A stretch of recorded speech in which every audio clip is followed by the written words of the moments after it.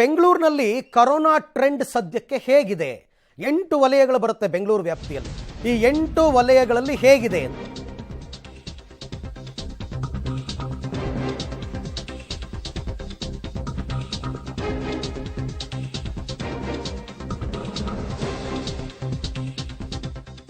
ಯಾವ ವಲಯ ಸೇಫು, ಯಾವ ವಲಯ ಡೇಂಜರ್ ಬೆಂಗಳೂರಿಗೆ ಸದ್ಯದಲ್ಲಿ ಡಿಸೆಂಬರ್ 1ರಿಂದ ಇಲ್ಲಿಯವರೆಗೂ ಎಲ್ಲೆಲ್ಲಿ ಎಷ್ಟೆಷ್ಟು ಕೇಸ್ ಬಂದಿದೆ.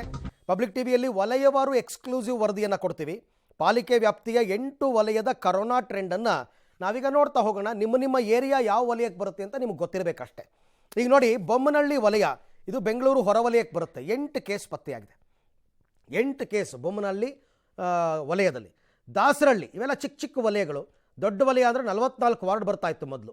ಶೂನ್ಯ ದಾಸರಹಳ್ಳಿನಲ್ಲಿ 1 ಕೇಸ್ ದಾಖಲಾಗಿಲ್ಲ. Very good. ಇನ್ನು ಪೂರ್ವ ವಲಯಕ್ಕೆ ಬಂದರೆ 9 ಕೇಸ್ಗಳು ಪತ್ತೆಯಾಗಿದೆ ಇಲ್ಲಿ ತನಕ. ಪೂರ್ವ ವಲಯ, ಬೆಂಗಳೂರು ಪೂರ್ವ ವಲಯ. ಇನ್ನು ಮಹದೇವಪುರ ವಲಯದಲ್ಲಿ 6 ಕೇಸ್ ಪತ್ತೆಯಾಗಿದೆ. ಮಹದೇವಪುರ ವಲಯ ಇದು ಬೆಂಗಳೂರು ಹೊರವಲಯಕ್ಕೆ ಬರುತ್ತೆ, ಬಟ್ 6 ಕೇಸ್ ಪತ್ತೆಯಾಗಿದೆ ಇಲ್ಲಿ ತನಕ. RR ನಗರ ವಲಯ, ರಾಜರಾಜೇಶ್ವರಿ ನಗರ ವಲಯ ಶೂನ್ಯ ಕೇಸ್.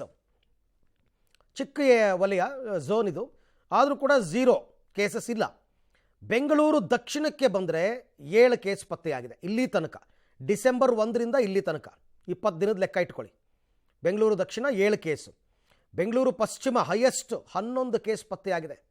ಬೆಂಗಳೂರು ಪಶ್ಚಿಮ ಪ್ರದೇಶ 11, ಈ ಕೆಂಗೇರಿ ಎಲ್ಲ ಬರುತ್ತದು. ಇನ್ನು ಯಲಹಂಕ 1 ಕೇಸ್ ಪತ್ತೆಯಾಗಿದೆ. ಒಟ್ಟು ಇಲ್ಲಿ ತನಕ ಬೆಂಗಳೂರಿನಲ್ಲಿ ಡಿಸೆಂಬರ್ 1ರಿಂದ ಇಲ್ಲಿ ತನಕ 42 ಕೇಸ್ಗಳು ಪತ್ತೆಯಾಗಿದೆ.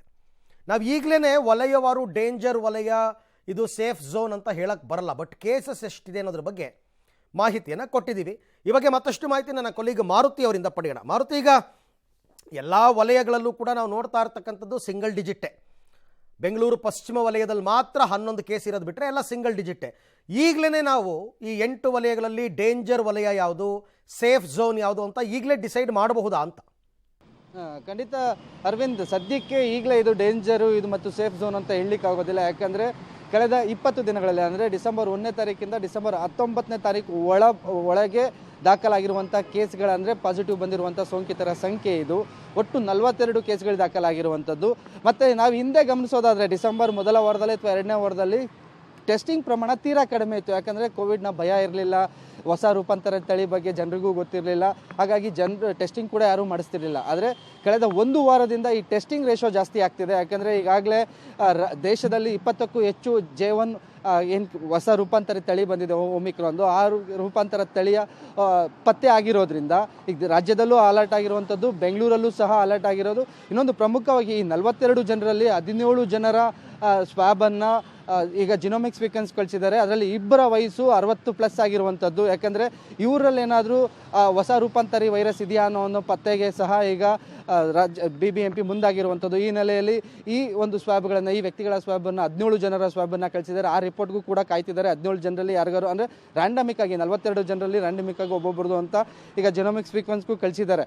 ಆ ರಿಪೋರ್ಟ್ ಬಂದಾದ ಮೇಲೆ ಯಾವ ವಲಯದವರವರು ಅವರಿಂದ ಏನೋ ಸ್ಪ್ರೆಡ್ಡಿಂಗ್ ಲೆವೆಲ್ ಆಗ್ತಿದೆಯಾ ಅನ್ನೋದ್ರ ಬಗ್ಗೆಯೂ ಸಹ BBMP ನಿಗಾ ವಹಿಸೋದಕ್ಕೆ ಮುಂದಾಗಿರುವ. ಒಟ್ಟಿನಲ್ಲಿ ಈ 42 ಕೇಸ್ಗಳನ್ನು ಈಗ ಬೆಂಗಳೂರು 8 ವಲಯದಲ್ಲಿ 42 ಕೇಸ್ಗಳನ್ನು ನೋಡಿದ್ರೆ, ಎಕ್ಸೆಪ್ಟ್ ಬೆಂಗಳೂರು ಪಶ್ಚಿಮ ವಲಯದಲ್ಲಿ 11 ಕೇಸ್ಗಳನ್ನ ಬಿಟ್ಟರೆ ಮಿಕ್ಕಿದ್ದೆಲ್ಲ ಸಿಂಗಲ್ ಡಿಜಿಟ್ ಇದೆ. ಬೆಂಗಳೂರು ದಕ್ಷಿಣದಲ್ಲಿ 7 ಕೇಸ್ ಆಯಿತು ಅಂದರೆ ಪಶ್ಚಿಮದಲ್ಲಿ 9 ಕೇಸ್ ಇರುವಂಥದ್ದು. RR ನಗರ ಮತ್ತು ದಾಸರಹಳ್ಳಿ ಏನು ವಲಯದಲ್ಲಿ ಶೂನ್ಯ ಕೇಸ್ಗಳು, ಅಂದರೆ ಇಲ್ಲಿವರೆಗೂ ಯಾವುದೇ ಪಾಸಿಟಿವ್ ಪತ್ತೆ ಆಗಿಲ್ಲ. ಹೀಗಾಗಿ ಸೇಫು ಅಥವಾ ಡೇಂಜರ್ ಝೋನ್ ಅನ್ನೋದಕ್ಕೆ ಈ ತಕ್ಷಣಕ್ಕೆ ಬರೋದಕ್ಕಾಗೋದಿಲ್ಲ.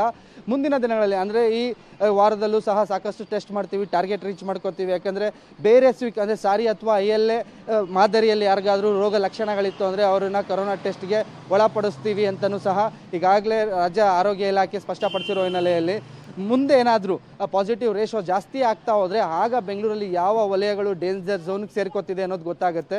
ಸದ್ಯದ ಮಟ್ಟಿಗೆ ಇರುವಂಥ ಅಂಕಿಅಂಶಗಳ ಪ್ರಕಾರ ಬೆಂಗಳೂರು ಪಶ್ಚಿಮ ವಲಯದಲ್ಲಿ ಅತಿ ಹೆಚ್ಚು ಕೇಸ್ಗಳು ಕಳೆದ ಈ ತಿಂಗಳಲ್ಲಿ ದಾಖಲಾಗಿರುವುದು ಸ್ಪಷ್ಟವಾಗಿ ಗೊತ್ತಾಗ್ತಿರುವಂಥದ್ದು. Aravind. Okay Maruti, thank you ತಮ್ಮೆಲ್ಲ ಮಾಹಿತಿಗೆ. ಇದು ವಲಯವಾರು. ಇನ್ನು ಮುಂದಕ್ಕೆ ಇವೆಲ್ಲ ಪ್ರತಿನಿತ್ಯ ನಿಮಗೆ ಮಾಹಿತಿ ಕೊಡ್ತಾನೆ ಇರ್ತೀವಿ. ಯಾವ ವಲಯ, ನಿಮ್ಮ ಏರಿಯಾ ಯಾವ ವಲಯಕ್ಕೆ ಬರುತ್ತೆ, ಆ ವಲಯದಲ್ಲಿ ಎಷ್ಟು ಕೇಸ್ ಇದೆ ನೋಡ್ಕೋಬೇಕು. ಸ್ವಲ್ಪ ಎಚ್ಚರಿಕೆಯಿಂದ ಇರಬೇಕಾಗುತ್ತೆ ತಾವೆಲ್ಲರೂ ಕೂಡ.